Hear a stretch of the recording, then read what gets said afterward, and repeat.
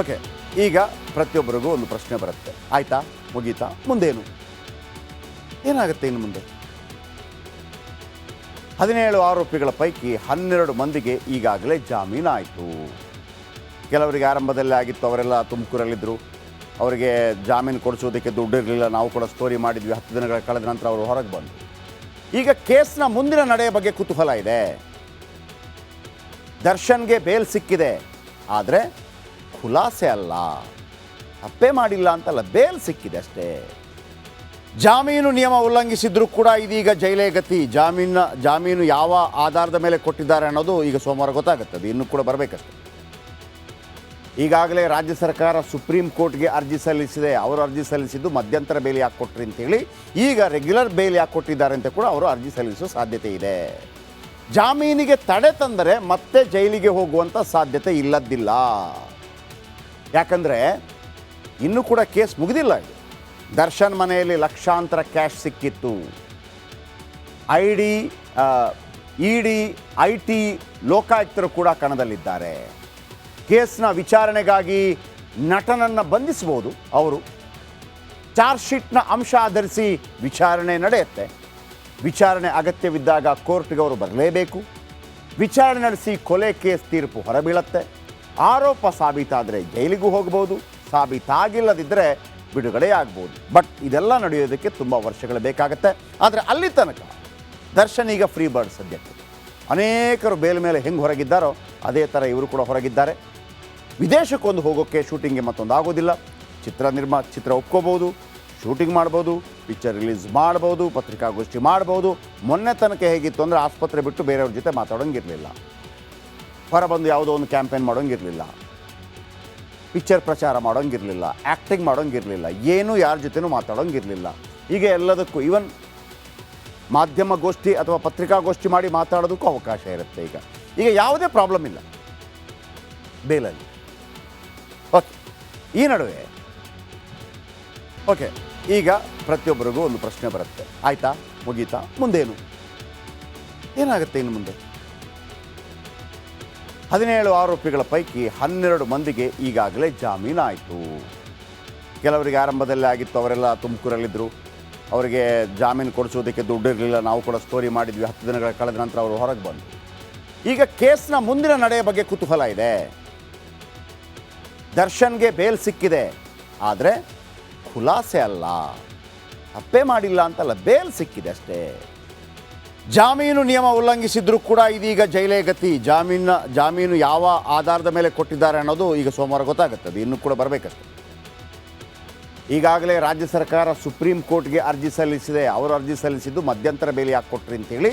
ಈಗ regular bale ಯಾಕೆ ಕೊಟ್ಟಿದ್ದಾರೆ ಅಂತ ಕೂಡ ಅವರು ಅರ್ಜಿ ಸಲ್ಲಿಸೋ ಸಾಧ್ಯತೆ ಇದೆ. ಜಾಮೀನಿಗೆ ತಡೆ ತಂದರೆ ಮತ್ತೆ ಜೈಲಿಗೆ ಹೋಗುವಂಥ ಸಾಧ್ಯತೆ ಇಲ್ಲದ್ದಿಲ್ಲ.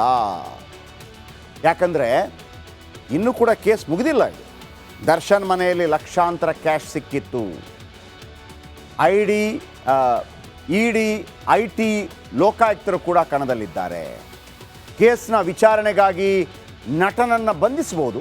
ಅವರು ಚಾರ್ಜ್ ಶೀಟ್ನ ಅಂಶ ಆಧರಿಸಿ ವಿಚಾರಣೆ ನಡೆಯುತ್ತೆ. ವಿಚಾರಣೆ ಅಗತ್ಯವಿದ್ದಾಗ ಕೋರ್ಟ್ಗೆ ಅವರು ಬರಲೇಬೇಕು. ವಿಚಾರಣೆ ನಡೆಸಿ ಕೊಲೆ ಕೇಸ್ ತೀರ್ಪು ಹೊರಬೀಳುತ್ತೆ. ಆರೋಪ ಸಾಬೀತಾದರೆ ಜೈಲಿಗೂ ಹೋಗ್ಬೋದು, ಸಾಬೀತಾಗಿಲ್ಲದಿದ್ದರೆ ಬಿಡುಗಡೆಯಾಗ್ಬೋದು. ಬಟ್ ಇದೆಲ್ಲ ನಡೆಯೋದಕ್ಕೆ ತುಂಬ ವರ್ಷಗಳು ಬೇಕಾಗುತ್ತೆ. ಆದರೆ ಅಲ್ಲಿ ತನಕ ದರ್ಶನ್ ಈಗ ಫ್ರೀ ಬರ್ಡ್. ಸದ್ಯಕ್ಕೆ ಅನೇಕರು ಬೇಲ್ ಮೇಲೆ ಹೆಂಗೆ ಹೊರಗಿದ್ದಾರೋ ಅದೇ ಥರ ಇವರು ಕೂಡ ಹೊರಗಿದ್ದಾರೆ. ವಿದೇಶಕ್ಕೊಂದು ಹೋಗೋಕ್ಕೆ, ಶೂಟಿಂಗ್ಗೆ ಮತ್ತೊಂದು ಆಗೋದಿಲ್ಲ. ಚಿತ್ರ ಒಪ್ಕೋಬೋದು, ಶೂಟಿಂಗ್ ಮಾಡ್ಬೋದು, ಪಿಕ್ಚರ್ ರಿಲೀಸ್ ಮಾಡ್ಬೋದು, ಪತ್ರಿಕಾಗೋಷ್ಠಿ ಮಾಡ್ಬೋದು. ಮೊನ್ನೆ ತನಕ ಹೇಗಿತ್ತು ಅಂದರೆ ಆಸ್ಪತ್ರೆ ಬಿಟ್ಟು ಬೇರೆಯವ್ರ ಜೊತೆ ಮಾತಾಡೋಂಗಿರಲಿಲ್ಲ, ಹೊರಬಂದು ಯಾವುದೋ ಒಂದು ಕ್ಯಾಂಪೇನ್ ಮಾಡೋಂಗಿರಲಿಲ್ಲ, ಪಿಕ್ಚರ್ ಪ್ರಚಾರ ಮಾಡೋಂಗಿರಲಿಲ್ಲ, ಆ್ಯಕ್ಟಿಂಗ್ ಮಾಡೋಂಗಿರಲಿಲ್ಲ, ಏನೂ ಯಾರ ಜೊತೆನೂ ಮಾತಾಡೋಂಗಿರಲಿಲ್ಲ. ಈಗ ಎಲ್ಲದಕ್ಕೂ ಈವನ್ ಮಾಧ್ಯಮಗೋಷ್ಠಿ ಅಥವಾ ಪತ್ರಿಕಾಗೋಷ್ಠಿ ಮಾಡಿ ಮಾತಾಡೋದಕ್ಕೂ ಅವಕಾಶ ಇರುತ್ತೆ. ಈಗ ಯಾವುದೇ ಪ್ರಾಬ್ಲಮ್ ಇಲ್ಲ ಬೇಲಲ್ಲಿ. ಓಕೆ, ಈ ನಡುವೆ ಈಗ ಪ್ರತಿಯೊಬ್ಬರಿಗೂ ಒಂದು ಪ್ರಶ್ನೆ ಬರುತ್ತೆ. ಆಯ್ತಾ, ಮುಗೀತಾ, ಮುಂದೇನು, ಏನಾಗುತ್ತೆ ಇನ್ನು ಮುಂದೆ? 17 ಆರೋಪಿಗಳ ಪೈಕಿ 12 ಮಂದಿಗೆ ಈಗಾಗಲೇ ಜಾಮೀನಾಯಿತು. ಕೆಲವರಿಗೆ ಆರಂಭದಲ್ಲೇ ಆಗಿತ್ತು, ಅವರೆಲ್ಲ ತುಮಕೂರಲ್ಲಿದ್ದರು. ಅವರಿಗೆ ಜಾಮೀನು ಕೊಡಿಸೋದಕ್ಕೆ ದುಡ್ಡು ಇರಲಿಲ್ಲ. ನಾವು ಕೂಡ ಸ್ಟೋರಿ ಮಾಡಿದ್ವಿ. 10 ದಿನಗಳ ಕಳೆದ ನಂತರ ಅವರು ಹೊರಗೆ ಬಂದರು. ಈಗ ಕೇಸ್ನ ಮುಂದಿನ ನಡೆಯ ಬಗ್ಗೆ ಕುತೂಹಲ ಇದೆ. ದರ್ಶನ್ಗೆ ಬೇಲ್ ಸಿಕ್ಕಿದೆ, ಆದರೆ ಖುಲಾಸೆ ಅಲ್ಲ, ತಪ್ಪೇ ಮಾಡಿಲ್ಲ ಅಂತಲ್ಲ, ಬೇಲ್ ಸಿಕ್ಕಿದೆ ಅಷ್ಟೇ. ಜಾಮೀನು ನಿಯಮ ಉಲ್ಲಂಘಿಸಿದ್ರು ಕೂಡ ಇದೀಗ ಜೈಲೇ ಗತಿ. ಜಾಮೀನು ಯಾವ ಆಧಾರದ ಮೇಲೆ ಕೊಟ್ಟಿದ್ದಾರೆ ಅನ್ನೋದು ಈಗ ಸೋಮವಾರ ಗೊತ್ತಾಗುತ್ತೆ. ಅದು ಇನ್ನೂ ಕೂಡ ಬರಬೇಕಷ್ಟೆ. ಈಗಾಗಲೇ ರಾಜ್ಯ ಸರ್ಕಾರ ಸುಪ್ರೀಂ ಕೋರ್ಟ್ಗೆ ಅರ್ಜಿ ಸಲ್ಲಿಸಿದೆ. ಅವರು ಅರ್ಜಿ ಸಲ್ಲಿಸಿದ್ದು ಮಧ್ಯಂತರ ಬೇಲಿ ಯಾಕೆ ಕೊಟ್ರಿ ಅಂತೇಳಿ. ಈಗ ರೆಗ್ಯುಲರ್ ಬೇಲ್ ಯಾಕೆ ಕೊಟ್ಟಿದ್ದಾರೆ ಅಂತ ಕೂಡ ಅವರು ಅರ್ಜಿ ಸಲ್ಲಿಸುವ ಸಾಧ್ಯತೆ ಇದೆ. ಜಾಮೀನಿಗೆ ತಡೆ ತಂದರೆ ಮತ್ತೆ ಜೈಲಿಗೆ ಹೋಗುವಂಥ ಸಾಧ್ಯತೆ ಇಲ್ಲದ್ದಿಲ್ಲ. ಯಾಕಂದರೆ ಇನ್ನೂ ಕೂಡ ಕೇಸ್ ಮುಗಿದಿಲ್ಲ. ಇದು ದರ್ಶನ್ ಮನೆಯಲ್ಲಿ ಲಕ್ಷಾಂತರ ಕ್ಯಾಶ್ ಸಿಕ್ಕಿತ್ತು. ಇಡಿ IT ಲೋಕಾಯುಕ್ತರು ಕೂಡ ಕಣದಲ್ಲಿದ್ದಾರೆ. ಕೇಸ್ನ ವಿಚಾರಣೆಗಾಗಿ ನಟನನ್ನು ಬಂಧಿಸಬಹುದು. ಅವರು ಚಾರ್ಜ್ ಶೀಟ್ನ ಅಂಶ ಆಧರಿಸಿ ವಿಚಾರಣೆ ನಡೆಯುತ್ತೆ. ವಿಚಾರಣೆ ಅಗತ್ಯವಿದ್ದಾಗ ಕೋರ್ಟ್ಗೆ ಅವರು ಬರಲೇಬೇಕು. ವಿಚಾರಣೆ ನಡೆಸಿ ಕೊಲೆ ಕೇಸ್ ತೀರ್ಪು ಹೊರಬೀಳುತ್ತೆ. ಆರೋಪ ಸಾಬೀತಾದರೆ ಜೈಲಿಗೂ ಹೋಗ್ಬೋದು, ಸಾಬೀತಾಗಿಲ್ಲದಿದ್ದರೆ ಬಿಡುಗಡೆ ಆಗ್ಬೋದು. ಬಟ್ ಇದೆಲ್ಲ ನಡೆಯೋದಕ್ಕೆ ತುಂಬ ವರ್ಷಗಳು ಬೇಕಾಗುತ್ತೆ.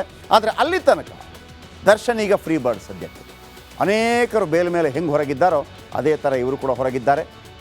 ವಿದೇಶಕ್ಕೊಂದು ಹೋಗೋಕ್ಕೆ, ಶೂಟಿಂಗ್ಗೆ ಮತ್ತೊಂದು ಆಗೋದಿಲ್ಲ. ಚಿತ್ರ ಒಪ್ಕೋಬೋದು, ಶೂಟಿಂಗ್ ಮಾಡ್ಬೋದು, ಪಿಕ್ಚರ್ ರಿಲೀಸ್ ಮಾಡ್ಬೋದು, ಪತ್ರಿಕಾಗೋಷ್ಠಿ ಮಾಡ್ಬೋದು. ಮೊನ್ನೆ ತನಕ ಹೇಗಿತ್ತು ಅಂದರೆ ಆಸ್ಪತ್ರೆ ಬಿಟ್ಟು ಬೇರೆಯವ್ರ ಜೊತೆ ಮಾತಾಡೋಂಗಿರಲಿಲ್ಲ, ಹೊರಬಂದು ಯಾವುದೋ ಒಂದು ಕ್ಯಾಂಪೇನ್ ಮಾಡೋಂಗಿರಲಿಲ್ಲ, ಪಿಕ್ಚರ್ ಪ್ರಚಾರ ಮಾಡೋಂಗಿರಲಿಲ್ಲ, ಆ್ಯಕ್ಟಿಂಗ್ ಮಾಡೋಂಗಿರಲಿಲ್ಲ, ಏನೂ ಯಾರ ಜೊತೆನೂ ಮಾತಾಡೋಂಗಿರಲಿಲ್ಲ. ಈಗ ಎಲ್ಲದಕ್ಕೂ ಈವನ್ ಮಾಧ್ಯಮಗೋಷ್ಠಿ ಅಥವಾ ಪತ್ರಿಕಾಗೋಷ್ಠಿ ಮಾಡಿ ಮಾತಾಡೋದಕ್ಕೂ ಅವಕಾಶ ಇರುತ್ತೆ. ಈಗ ಯಾವುದೇ ಪ್ರಾಬ್ಲಮ್ ಇಲ್ಲ ಬೇಲಲ್ಲಿ. ಓಕೆ, ಈ ನಡುವೆ ಪ್ರದೋಷ್ ಹೇಳಿದಂತೆ ಹಣ ನೀಡಿದ್ದ ನಿಖಿಲ್, ಶಿವಮೂರ್ತಿ, ಕಾರ್ತಿಕ್ ಸರೆಂಡರ್ಗೆ ಈತ ಕಾರಣ ಆಗಿದ್ದ. ಹಾಗಾಗಿ ಈಗ ಅವನ ಮೇಲಿದ್ದ ಆರೋಪ, ಅವನಿಗೂ ಬೇಲ್ ಸಿಕ್ಕಿದೆ. A14 ಪ್ರದೋಷ್ಗೂ ಬೇಲ್ ಸಿಕ್ಕಿದೆ. ದರ್ಶನ್ ಜೊತೆಗೆ ಇದ್ದುಕೊಂಡು ಹಲ್ಲೆ ಮಾಡಿದ್ದ ಅನ್ನುವಂಥ ಆರೋಪ, ಖರ್ಚಿಗಾಗಿ 30 ಲಕ್ಷ ರೂಪಾಯಿ ಹಣವನ್ನು ಪಡೆದು ತಂದಿದ್ದ ಅನ್ನುವಂಥ ಆರೋಪ, ದೀಪಕ್ ಮೂಲಕ ವ್ಯವಹಾರ ಕುದುರಿಸಿದ್ದ ಅನ್ನುವಂಥ ಆರೋಪ, ಆರೋಪಿಗಳನ್ನು ದರ್ಶನ್ಗೆ ಭೇಟಿ ಮಾಡಿಸಿದ್ದ ಅಂತ ಆರೋಪ, ಭೇಟಿ ಮಾಡಿದ ಮರುದಿನ ಅವರು ಸರೆಂಡರ್ ಆಗಿದ್ದರು. ಇದು ಇವನ ಮೇಲಿದ್ದಂಥ ಆರೋಪ. ಅವನಿಗೂ ಬೇಲ್ ಸಿಕ್ಕಿದೆ. ಕಾರ್ತಿಕ್ ಅಲಿಯಾಸ್ ಕಪ್ಪೆ A15 ಈತನಿಗೆ ಬೇಲ್ ಸಿಕ್ಕಿದೆ. ಪಟ್ಟಣಗೆರೆ ಶೆಡ್ನಲ್ಲಿ ಕೆಲಸ ಮಾಡ್ತಾ ಇದ್ದ, ಹಣ ಪಡೆದು ಶವ ಸಾಗಿಸಿ ನಂತರ ಸರೆಂಡರ್ ಆಗಿದ್ದ. A16 ಶಿವಮೂರ್ತಿ ಆಲ್ರೆಡಿ ಸಿಕ್ಕಿದೆ ಇವರಿಗೆಲ್ಲ. ಮೃತದೇಹವನ್ನು ಸಾಗಿಸಿ ನಂತರ ಸರೆಂಡರ್ ಆಗಿದ್ದ. ಕೊಲೆಗೆ ಇವರಿಗೆ ಸಂಬಂಧ ಇರಲಿಲ್ಲ. ಆರಂಭದಲ್ಲೇ 3 ಜನರಿಗೆ ಸಿಕ್ಕಿತ್ತು. A17 ನಿಖಿಲ್ ಕೊಲೆ ಬಳಿಕ 5 ಲಕ್ಷ ಪಡೆದುಕೊಂಡಿದ್ದ, ಮೃತದೇಹವನ್ನು ಸಾಗಿಸಿದ್ದ, ಸರೆಂಡರ್ ಆಗಿದ್ದ.